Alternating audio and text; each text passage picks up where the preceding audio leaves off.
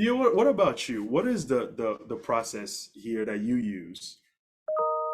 For engaging stakeholders, yeah, I mean, so at Microsoft, right, I'm kind of embedded, kind of similar to what Valerie was saying. She has like her pods, right? I work for a variety of different teams, but each different PM, they have stand-ups, they have weekly meetings, they have some bi-weekly meetings, we even have some monthly meetings, and we have like quarterly meetings, right? So, how do we approach this in a way where it's going to be effective long term with all these different teams, right? So there is some ad hocing going around too. I mean, I'll do a project. I'll be really, really involved with the stakeholder in the beginning. Kind of what Marilee said is identifying those stakeholders. Who is going to be impactful? How are we going to know and understand? Who's working with what and like what that value means to the business. Now, when all that's mapped out, when we kind of start our new research program or initiative or whatever we're working on, we kind of go and be like, okay, we coordinate everything, right? So, for instance, a day in the life of Theo, right? I'll have one meeting with a week, with that stakeholder, with the team, and then we have another meeting with another team, another meeting with another team, right? So I'm in these meetings, but they're all kind of syncs. Hey, this is what's going on. This is where we're at. How can we move forward, etc. Right?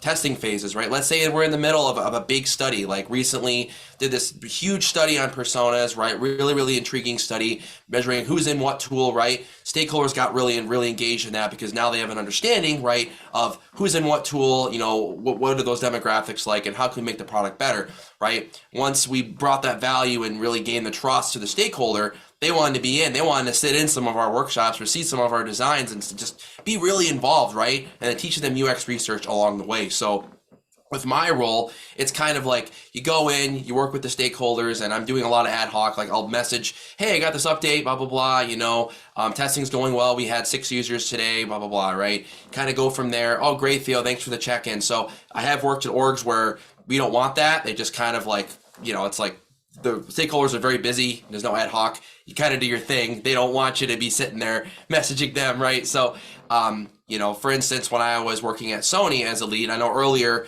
you mentioned, testing with larger, audience like stakeholders, right? I was testing SVPs, long sessions, right? So making sure they had a voice and say, I'm like, well, this is a pretty big impact.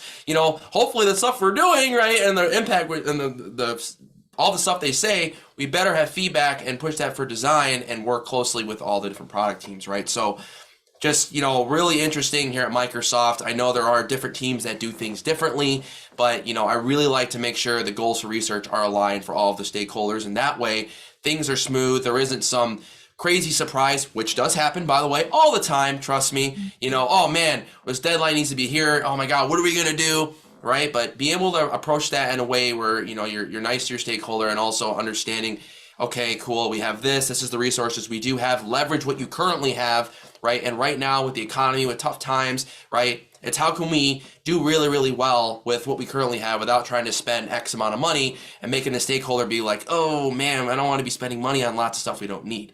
So a lot of, kind of going on the path and just doing it that way. So hopefully that helps answer the question. So. Yeah, let's talk about